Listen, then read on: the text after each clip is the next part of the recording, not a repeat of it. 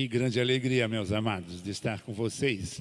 Depois de alguns anos, né? A última vez que estive aqui ainda foi bem antes do início da pandemia. Então, eu não sei se provavelmente alguns não me conheçam, diversos não me conheçam. Sou o pastor Natanael, lá na frente missionária e congregação desta igreja, lá no bairro Teresópolis. Sempre lembrando de que esta igreja é a igreja mãe. Por isso somos muito gratos por toda a intercessão, acima de tudo pela intercessão dos irmãos, mas também pelas contribuições, os seus dízimos e ofertas, dados a esta igreja, tem nos ajudado também a manter o nosso aluguel da dependência lá em Teresópolis.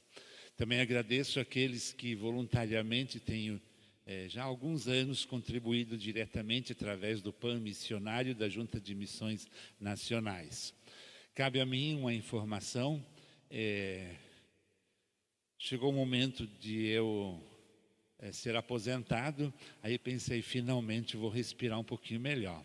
Aí eu soube que houve uma mudança lá e que a partir do momento da minha aposentadoria eu não mais receberia nenhuma contribuição da Junta de Missões.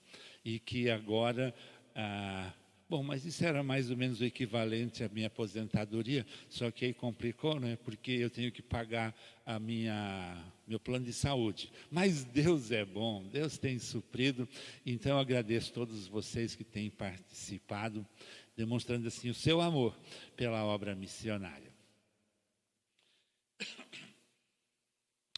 Pastor Neander, desde a primeira vez que eu vim aqui, ele me fez questão e eu aprendi com ele a falar rapidamente algumas coisas do trabalho lá.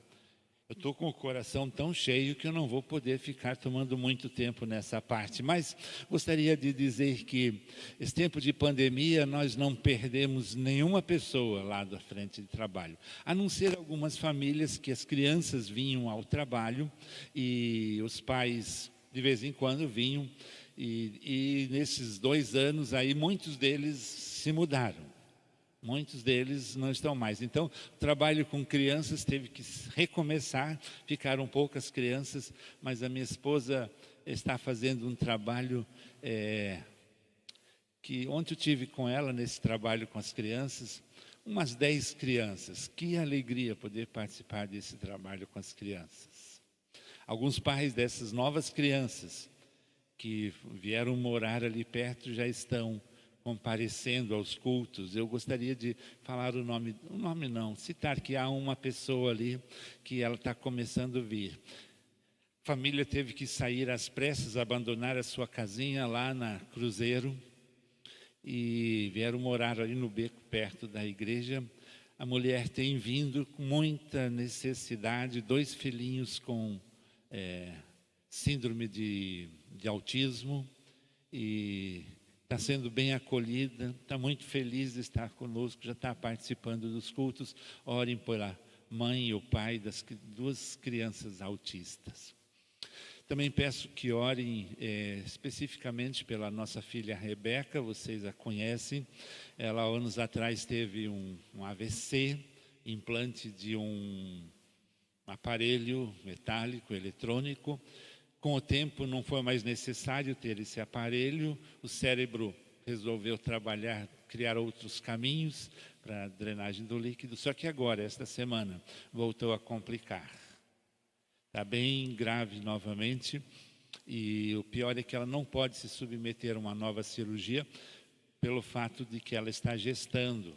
Então, nossa segunda netinha está a caminho, mas isso complica um pouco o tratamento da saúde, então eu peço que os irmãos orem pela Rebeca.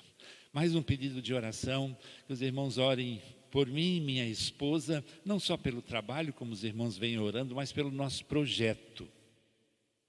Nós temos um projeto lá na frente já há alguns anos. Quando eu estive aqui, anos atrás, eu tive uma conversa bem importante com um missionário, numa dessas reuniões aqui de missões mundiais, com o pastor missionário na África, pastor Fuchs, esqueci o nome dele, Hans. Conversando com ele, ele disse assim: pastor, nós necessitamos de que alguém se disponha a trabalhar com os que voltam dos campos, definitivamente ou temporariamente. Quase que 100% dos que voltam com burnout. Precisamos de alguém que se interesse para fazer o debriefing e tudo mais. Isso mexeu com a gente, com minha esposa e comigo, não só isso, mas outros dados também. A Junta de Missões Nacionais está precisando de alguém que trabalhe com os missionários. Há muitos missionários feridos, machucados, psicologicamente machucados. Diversos têm vindo ao Rio Grande do Sul e não têm conseguido ficar aqui, saem machucados. E Deus então colocou no nosso coração nos prepararmos melhor e fazermos um trabalho nessa área. Nós não temos mais muito tempo. Eu já estou com a idadezinha que vai correndo, não é só de vocês, a minha também avança. Mas a minha esposa, então, largou na minha frente, foi fazer psicologia, se formou no final do ano agora, já está começando a atuar um pouco como psicóloga, enquanto ela continua seus estudos, uma pós em psicologia e também em psicanálise. E eu também, há uns anos, então, me dediquei ao estudo da psicanálise e devo me formar agora daqui a alguns meses. Só para dizer, irmãos, a psicanálise, eu passei anos, muito obrigado, eu passei anos rejeitando, porque esse negócio de Freud responde, e então Freud é só complexo de Édipo, Freud é só sexo. Eu fui ver que é muito mais do que isso. Não dá de aceitar tudo do Freud, com certeza não, ele não era nem crente, mas conhecia muito a Bíblia, como judeu que era e tudo mais. Muitos princípios bíblicos eu encontrei lá em Freud. Ele se aproveitou da Bíblia para desenvolver certas coisas. E o Freud, então, Deus deu para ele, eu creio que foi Deus, não só o Freud, mas aos outros que estudaram a mente humana, a psique humana, conseguiram penetrar lá no profundo. E nós temos uma ferramenta muito boa, contanto que ela for utilizada de acordo com os princípios bíblicos. Assim que eu me formar, eu devo entrar numa outra pós, que é a pneumapsicanálise. Não sei se já ouviram falar, que é justamente a parte espiritual, não só a parte psíquica do ser humano. Então, não sei, talvez daqui a 1 ano ou 2 nós devemos estar iniciando um trabalho muito especial. Tenho conversado também com o pastor Tiago sobre isso. E eu estou começando agora a arrumar algumas pessoas que eu estou começando a participar, então, na parte prática como analista. E eu quero dizer para os irmãos que, bom, não sou tão novo, não tenho mais muito tempo, então estou indo com tudo para assimilar esses conceitos. Mas eu quero pedir que os irmãos orem, porque eu creio que a pneumapsicanálise pode ser um instrumento nas mãos de Deus. Só para dizer, irmãos, eu sei que talvez muitos de vocês ainda estão como eu também estava. Mas veja bem, você aceita o tratamento de um médico? Você aceita o tratamento de um psiquiatra? E se ele não for crente, você mesmo assim aceita? Claro, você não vai aceitar tudo. Então também na psicanálise nós temos que analisar tudo. É o que eu estou fazendo com carinho e retendo então o que é bom. Orem por nós, orem por esse projeto.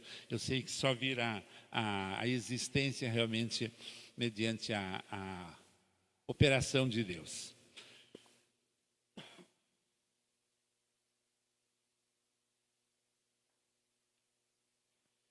Então, rapidamente é o que vocês estão esperando, que é ouvir o recado de Deus. Vocês estão vendo uma figura aí e eu quero lhes dizer o seguinte. Amanhece no mar da Galileia. Os discípulos estão aí perto, em algum lugar. Jesus havia ressuscitado em torno de 15 a 20 dias. No primeiro encontro com os discípulos, havia um que não estava, o Tomé. No segundo encontro, no domingo seguinte, lá estava o Tomé também. Havia perdido o primeiro encontro. A dúvida tomou conta do seu coração. Irmãos, é assim, quando nós perdemos o encontro das pessoas que vão se encontrar com Jesus, nós hoje chamamos isso de igreja, podemos estar perdendo coisas preciosas. Mas que bom que o Tomé, no segundo encontro lá ele estava, pôde colocar o seu dedo, porque Deus é misericordioso e Deus não desiste, ele pôs a mão e creu também. Aí Jesus marcou um encontro, seria o terceiro encontro dos discípulos. Aliás, ele já tinha marcado isso no dia da ressurreição. Ele falou para Maria: fala para os discípulos que eu ressuscitei, eu estou indo adiante de vós para a Galileia e lá me encontrareis no monte. E ele indicou o monte, só não está registrado na Bíblia, mas diz que ele indicou. Primeiro foi o anjo que falou para elas avisarem os discípulos irem para a Galileia. Depois o próprio Senhor Jesus falou isto. E os discípulos foram. Como é que era uma caminhada da Judeia até a Galileia, Jerusalém a Cafarnaum, provavelmente 4 ou 5 dias. Trajeto que Jesus havia feito muitas vezes. Imagina você ir a pé daqui até Torres, gostaria de enfrentar? Mais ou menos isso. E eles foram. Então, mais ou menos lá em torno de uns 20 dias, a Bíblia não esclarece, lá estão eles. Talvez já estavam alguns dias ali aguardando o terceiro encontro dos discípulos com o Mestre. Eles estavam numa expectativa certamente muito grande. Eu creio que eles estavam lá no monte, imagino que seja o monte da bem-aventurança. Estavam ali reunidos, tendo momentos de oração daqueles maravilhosos, que o local só não tremia, porque não era o plano de Deus fazer tremer o monte naquele momento, mas creio que a comunhão era preciosa e a expectativa tomava conta do coração. Vamos nos encontrar com o nosso Mestre. Eu imagino que passou um dia, passou 2, e começou a haver alguma interrogação. Será que ele vem mesmo? Mas se ele falou, ele vem. Ficaram aguardando. Eu imagino que à noite eles entravam em Cafarnaum, dormiam na casa de Pedro, de Tiago e João e outras casas. Uma noite, eles deviam estar se dirigindo de novo ao anoitecer para alguma casa. Imagino que foi assim. Aí o Pedro diz: eu vou pescar. Aí os outros dizem: nós também vamos. Gostaria de ler com vocês Evangelho de João, capítulo 21.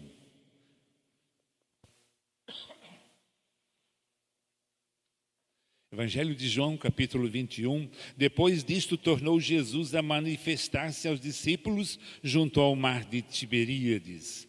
E foi assim que se manifestou.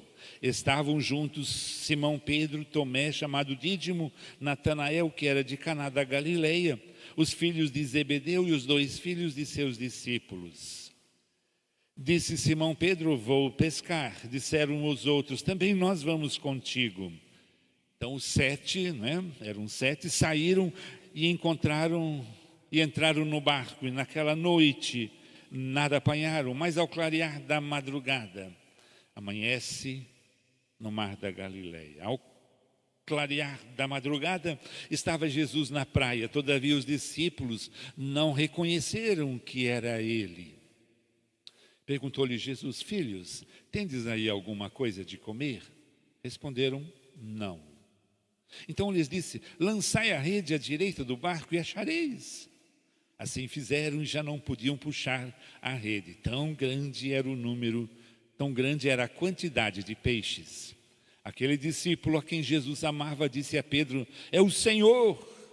Simão Pedro, ouvindo que era o Senhor, cingiu-se com sua veste, porque se havia despido, e lançou-se ao mar. Mas os outros discípulos vieram no barquinho, puxando a rede com os peixes, porque não estavam distantes da terra, senão quase 200 côvados, uns 90 metros. Ao saltarem em terra, viram ali umas brasas e em cima peixes, e havia também pão. Disse-lhe Jesus: trazei alguns dos peixes que acabastes de apanhar. Simão Pedro entrou no barco e arrastou a rede para a terra, cheia de 153 grandes peixes. E não obstante serem tantos, a rede não se rompeu. Disse-lhe Jesus: vinde, comei. Nenhum dos discípulos ousava perguntar: quem és tu? Porque sabiam que era o Senhor. Veio Jesus, tomou o pão e lhes deu, e de igual modo o peixe. E já era esta a terceira vez que Jesus se manifestava aos discípulos, depois da ressurreição dentre os mortos. Até aqui a leitura da palavra de Deus. Escolhi como título para esta reflexão de hoje, eu vou ser bastante objetivo, tenho alguns pontos que eu gostaria de ressaltar. Então, no próximo slide vocês vão ver um título sui generis, simplesmente barco vazio. Sim, amanheceu no mar da Galileia e o barco estava vazio. Fiquei refletindo sobre essa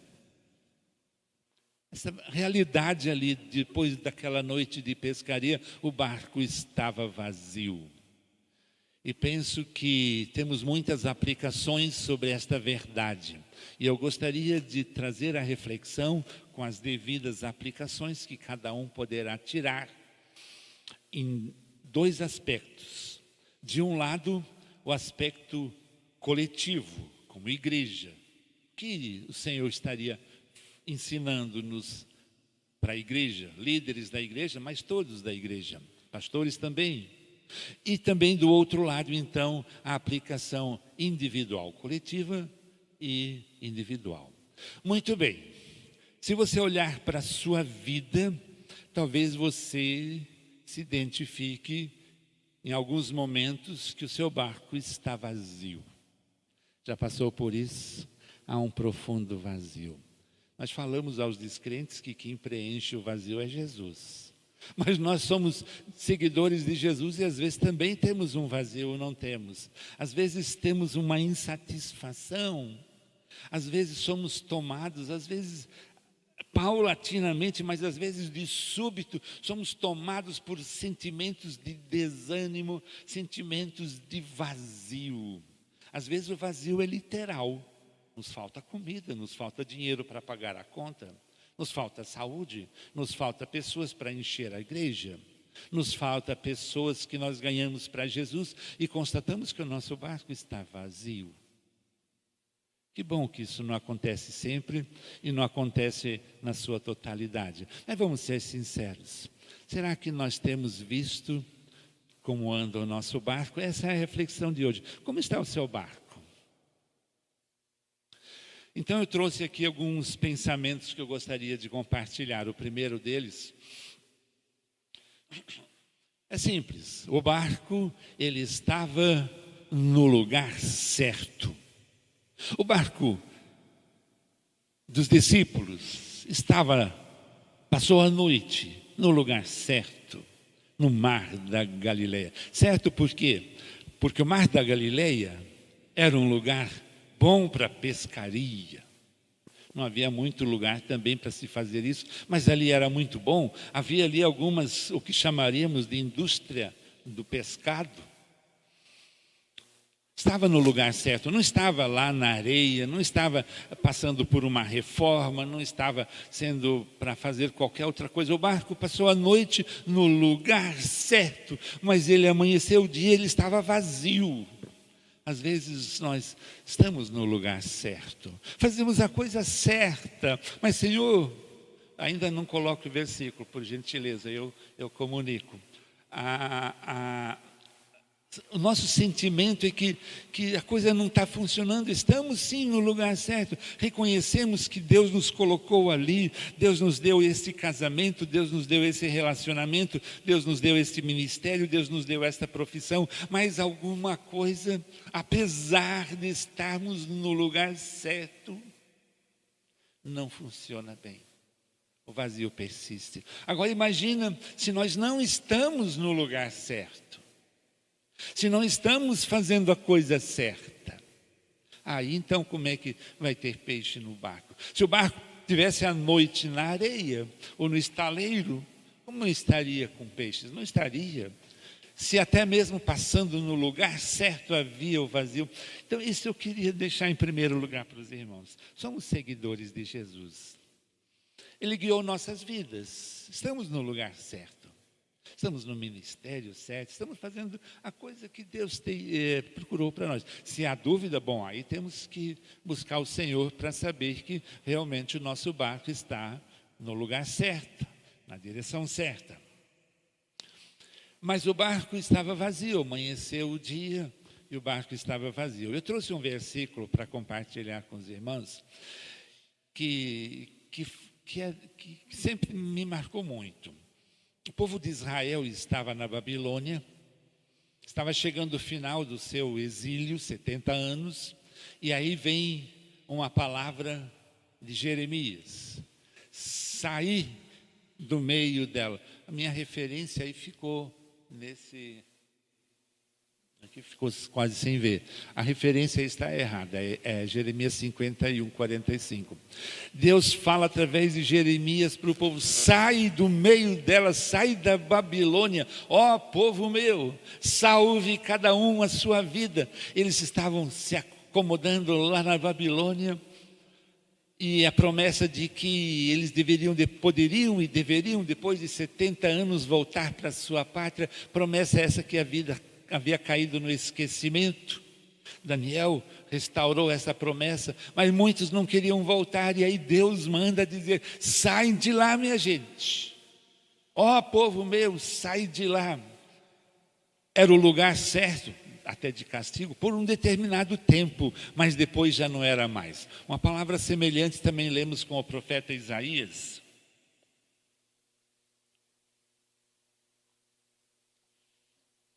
Retirai-vos, retirai-vos, saí de lá, saí do meio dela, purificai-vos vós que levais os utensílios do Senhor. Pode ser que o nosso barco esteja vazio porque nós estamos no lugar errado, num relacionamento. Você que tem amizades, você que está namorando, você que frequenta ambientes que não são próprios para os filhos de Deus. Talvez você está frustrado porque vê o seu barco vazio. Você tem tentado evangelizar, mas não tem ganhado almas para Jesus. Você tem lido a Bíblia, mas seu coração não fica feliz, ele continua vazio. Talvez porque você tem que se afastar de algum lugar. Tem que se afastar de algumas pessoas.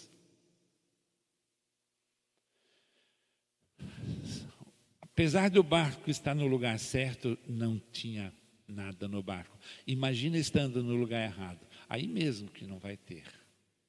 Você só vai ter uma vida plena se você estiver no centro da vontade de Deus. Segunda reflexão que eu trago: o barco ele estava no lugar certo, estava também na hora certa.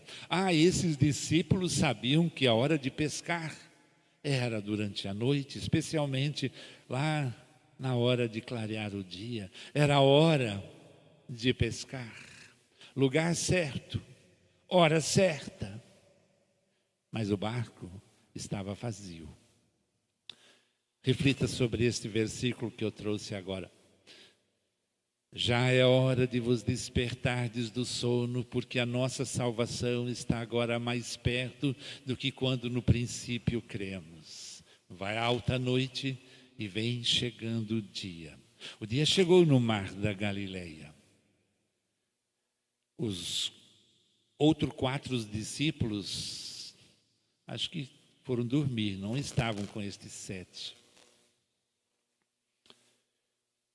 O dia está clareando. Jesus está para voltar. Vai alta a noite. E o barco está vazio? Não pode. A hora certa é essa, de nos acordarmos, de nos consagrarmos, de servirmos o nosso Mestre. Terceiro ponto da nossa reflexão: as condições para uma boa pescaria eram muito boas. Quem é que estava comandando a pescaria? Pedro, em sua companhia, outros homens experientes. eu diria assim, eles são formados na faculdade da pesca lá de Cafarnaum. Eles tinham uma empresa, sócios aí, o Tiago e o João, e o Pedro e o André. O negócio era bem feito, eles eram qualificados. Se havia alguém que sabia pescar, que tinha condições físicas, com certeza, porque passavam muitas vezes remando e puxando as redes, eles tinham tudo em cima, tudo certo, para encher o barco de peixe, só que não. Está tudo certo, você se dedica para o trabalho, você trabalha o tempo todo, você estuda, você faz cursos, só que o barco parece que está vazio. As condições são boas, você conseguiu fazer boa prova, mas a coisa não acontece, você não é chamado na sua entrevista, as coisas estão difíceis, o barco está vazio, e talvez você diga: Senhor, por quê?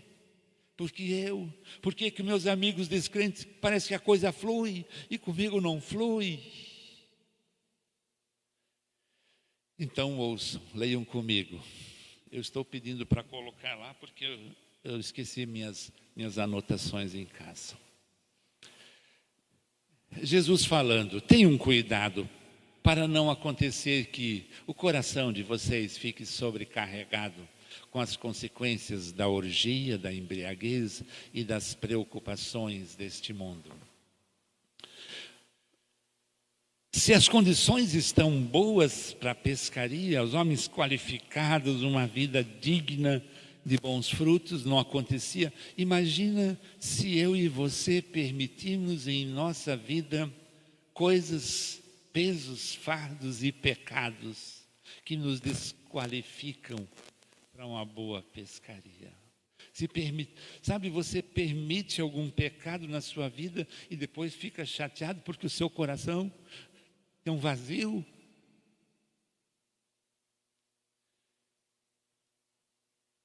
Nosso coração não pode ficar sobrecarregado. Essa é uma coisa fundamental para a pescaria. O barco não pode ter outras coisas. E assim chegamos ao quarto ponto. Eu estou correndo um pouquinho. O barco estava em boas mãos. O barco, ele estava... Eu estou aqui até invertendo por causa das minhas anotações que eu não trouxe. Na verdade, o que eu ia comentar no trecho anterior é que o barco, ele estava em boas condições. E eu me antecipei dizendo que o barco estava em boas mãos. Certo?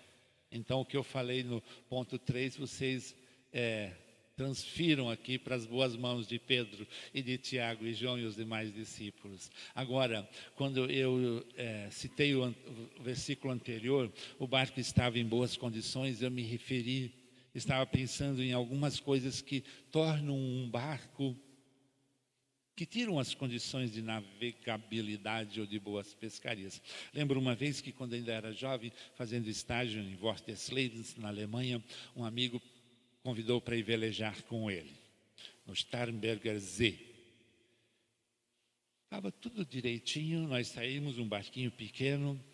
Dali a pouco o barco começou a fazer água. Conhece a expressão fazer água? É um furinho. Mas só que começou um vento.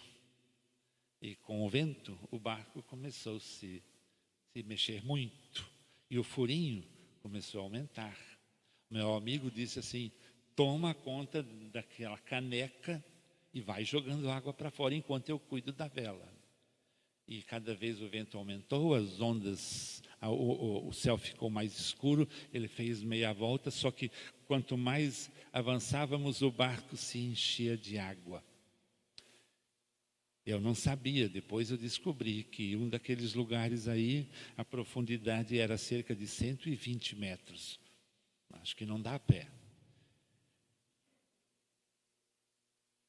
Quando chegamos no destino, no porto, alguns metros, eu já não estava mais vencendo, eu já estava exausto de tirar água. Aí finalmente o barco sobrou, foi a pique. Ainda bem que estávamos a alguns metros e num salto nós estávamos em terra firme. Irmãos, nosso barco, ele está no mar desta vida, mas a água desta vida não pode entrar no nosso barco. Seu barco está fazendo água? Trata do furinho. Quando eu era criança, tinha uma lição, acho que no meu 2º ano de escola, uma lição do menino que salvou a Cidade Baixa, a Holanda, de uma inundação. Ele estava passeando de frente daquele dique e ele viu lá um pequeno furinho. E ele já conhecia a regra. Não pode ter furo, porque o furinho vai aumentar. Ele foi lá, colocou o dedo. Nada demais. Mas com o dedo ali, ele estancou aquele pequeno furinho. Os pais sentiram falta e foram atrás. Depois de muito tempo lá estava ele, com o dedo estancando aquela água. E aí arrumaram socorro e salvaram a cidade. O menino que salvou a cidade. Não deixe o seu barco fazer água, porque pode chegar a um ponto que é difícil. Paulo falou de pessoas que naufragaram na fé, não cuidaram do pequeno buraco. Mas o barco, como nós estamos falando do ponto anterior, ele estava em boas condições, ele não fazia água. O barco estava bom. O barco também não tinha cracas. Conhecem a craca? Não é essa daqui da orelha. A craca é aquele negócio que gruda no casco do barco. Como é que chama mesmo? Aquela conchazinha lá, que vai se acumulando. E ela vai grudando e vai aumentando cada vez mais e cada vez mais. E aquilo vai se impregnando de tal jeito no casco de ferro de um navio que vai atrapalhar a navegabilidade do barco, a necessidade periodicamente de que os barcos passem por restauração. E uma das coisas rotineiras é tirar as cracas. E eles às vezes encontram cracas que é só com talhadeira e martelo batendo forte para tirar aquilo. Há cracas no barco que às vezes é só pegando para valer. Não basta dizer, Senhor, desculpa o meu deslize, tá? A craca vai ficar lá. Você confessa, e a craca continua, e o barco não vai, e o teu barco continua vazio. Você tem um pecado, não consegue se livrar dele, porque ele é difícil de largar. Você precisa de muita oração e de jejum, você precisa de aconselhamento. Nós vivemos dias em que parece que as pessoas têm medo de buscar aconselhamento. Não sei como é nessa igreja aqui, lá na minha, lá eu vivo brigando com eles. Por que você não busca ajuda? Teu barco vai a pique e você não busca conselho? A Bíblia diz, confessai os vossos pecados uns aos outros. Tem craca que não sai do nosso barco se um outro não me der conselhos, se um outro não pegar a talhadeira e a marreta para tirar. Preciso da ajuda deles. Daí não adianta eu admirar se o meu barco está vazio. Eu sou tão orgulhoso. Nós falamos lá na psicanálise em narcisista, né?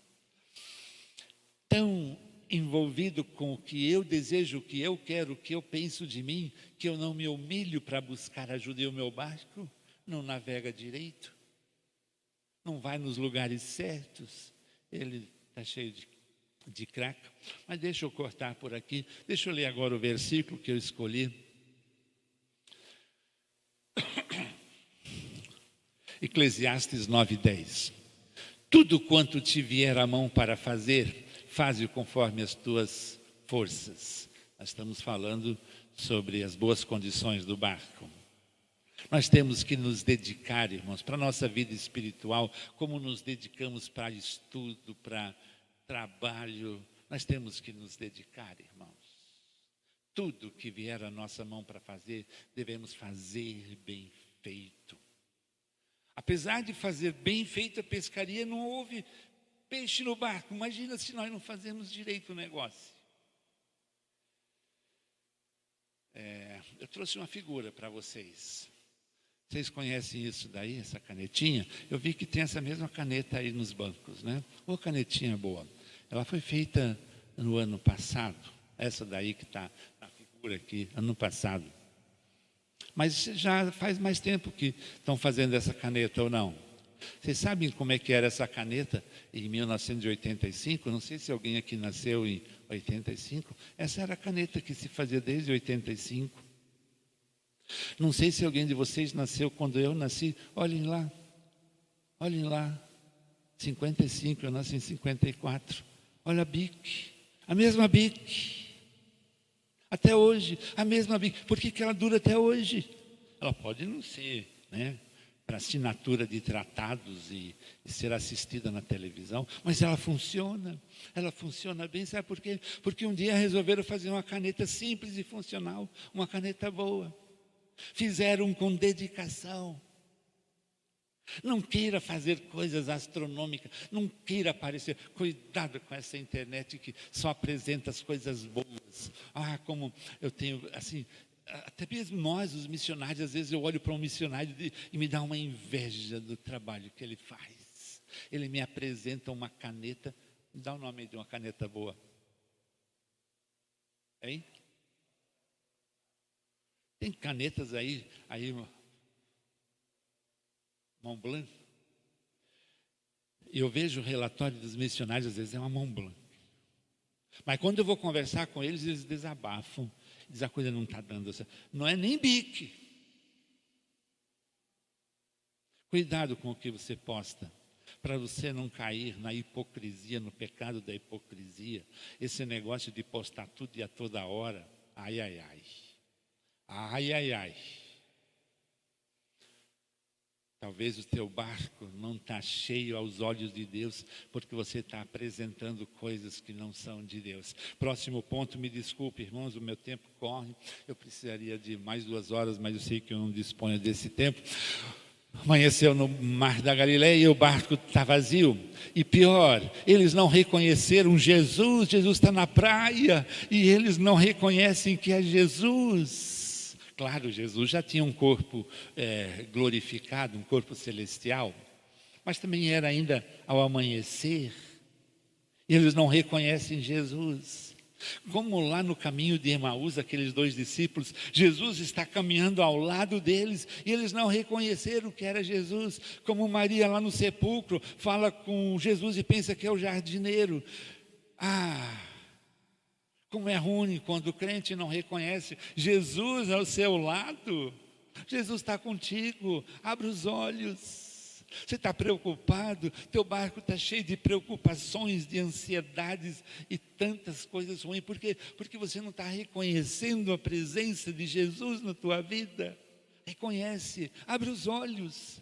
Esses discípulos inicialmente não reconheceram Jesus.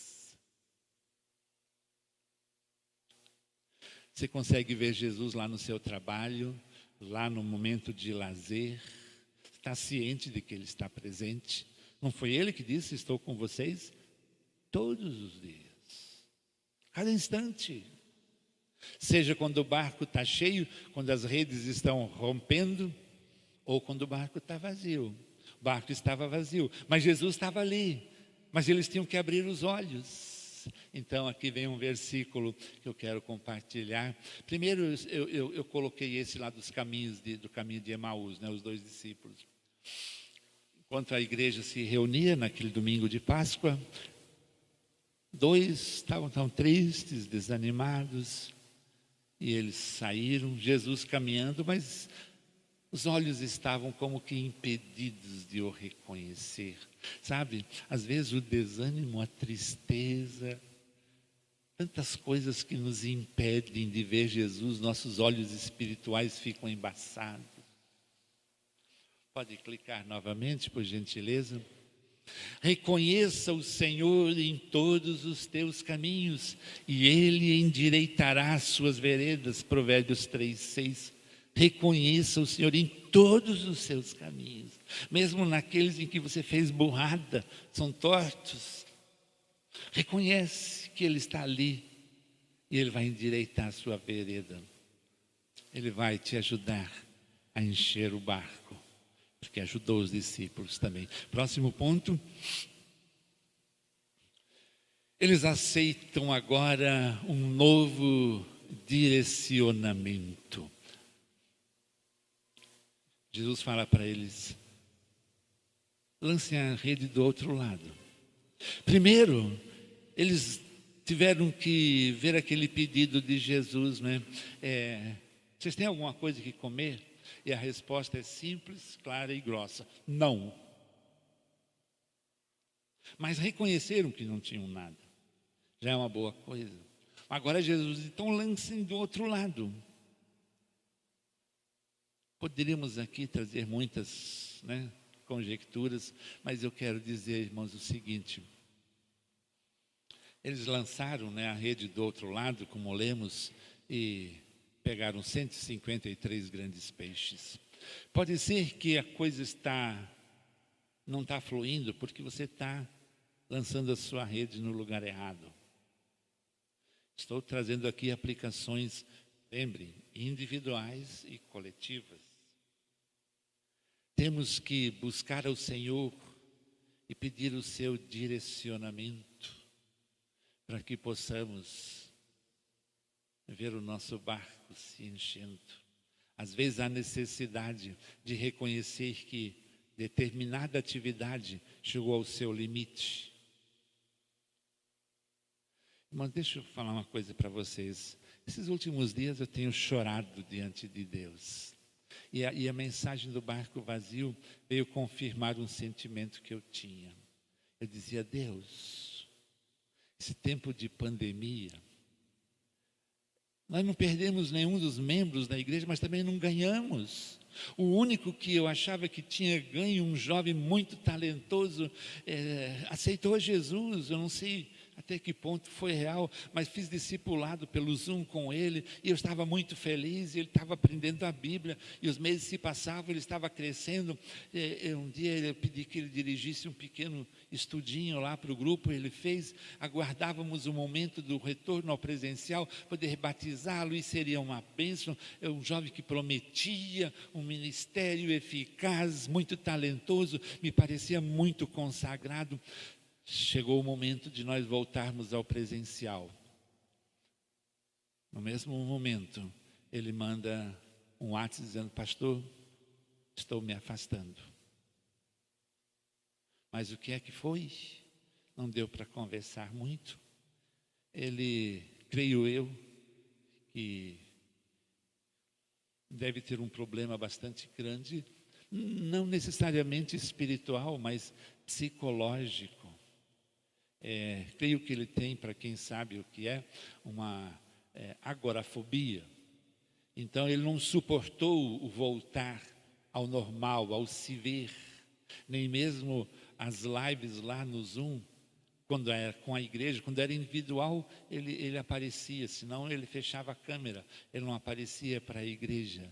Machucado, o barco vazio, mas por enquanto ele já está há alguns meses que ainda não está permitindo acesso a ele. E eu chorava e eu dizia: Deus, o meu barco está vazio. Clamando e clamando a Deus. Bom, as crianças começaram a vir para a igreja, diversos pais começaram a vir. Começamos a ver algum pouco o barco se encher. Deixa eu falar rapidinho. Ontem eu tive uma resposta de oração ao meu clamor. Uma irmã estava com a mãe hospitalizada. Lá ela deu testemunho. Deixa eu falar para vocês o nome dela. É irmã Cida. É uma irmã muito preciosa. Ela é fruto do trabalho da irmã Ione. E essa irmã Cida foi lá diversas vezes ao hospital, sua mãe hospitalizada, e testemunhou ali para as pessoas que estavam no quarto. E aí chegou um ponto em que ela não teve coragem de puxar a rede. Ela evangelizou, mas não teve coragem de puxar. E ela disse: pastor, você pode fazer uma visita lá no Ernesto Dornelles? Eu disse: posso. E eu fui lá ontem. A mãe já não estava mais naquele quarto, está na UTI, mas tinha então 3 mulheres ali, sedentas por Deus, mais 2 outras pessoas. Pude dar o plano de salvação, falar do amor e do poder de Deus. As 5 pessoas se renderam aos pés de Jesus. Se foi sincero, bom, isso eu não sei. Mas eu aprendi a dar crédito, nunca duvidar de ninguém que diz estar recebendo Jesus como Senhor e Salvador. Ainda hoje de manhã falava com a irmã Cida, agora que vem o trabalho. Eu só ajudei a puxar a rede. Você foi ao mar, agora temos que dar ter todo cuidado com os peixes. Olha o versículo que eu trouxe para os irmãos. Nós necessitamos urgentemente desse versículo do Salmo 32.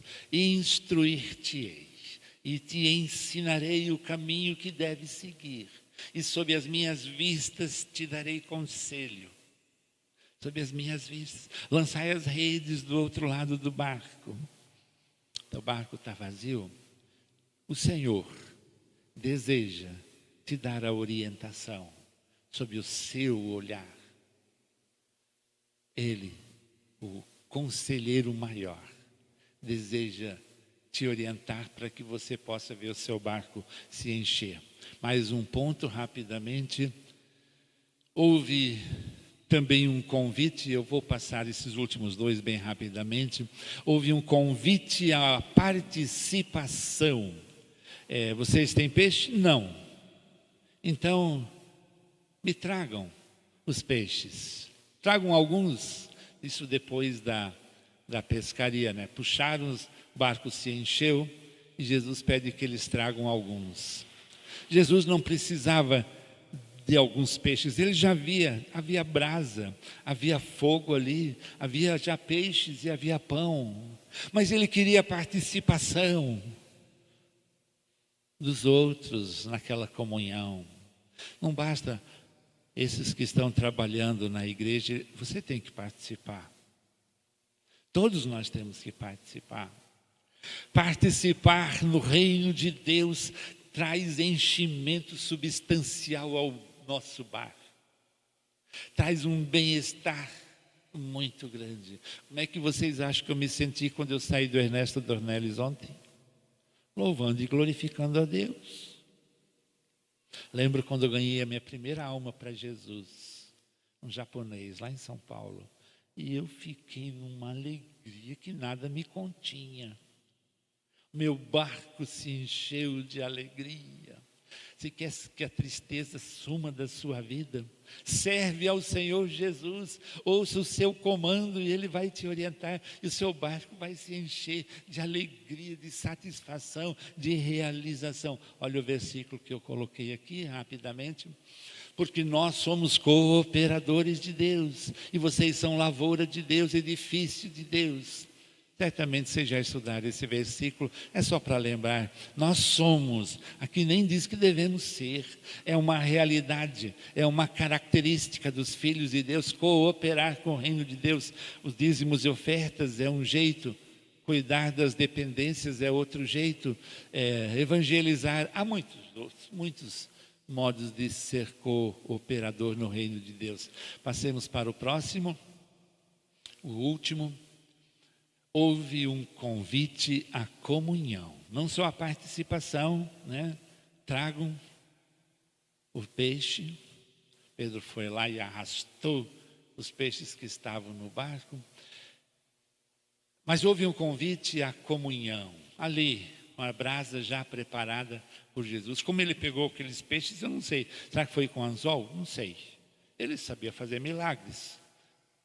Não sei como o peixe apareceu ali ao amanhecer no mar da Galileia. Não sei como os peixes vão aparecer na sua vida, mas ele faz milagres. Agora, o que ele deseja é ter comunhão. Ele deseja o último encontro com os... O último não, o terceiro, houve mais um depois. Terceiro encontro com os discípulos. Alguns perderam. Como talvez alguém esteja perdendo também aqui hoje, né?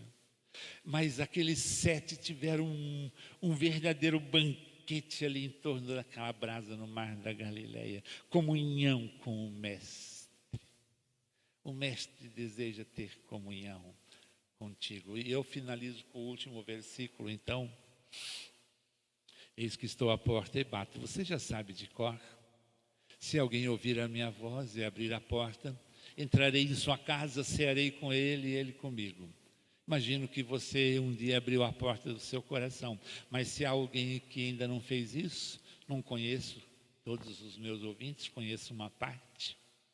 Se você ainda não convidou Jesus para entrar na sua vida, Ele está batendo a porta do seu coração.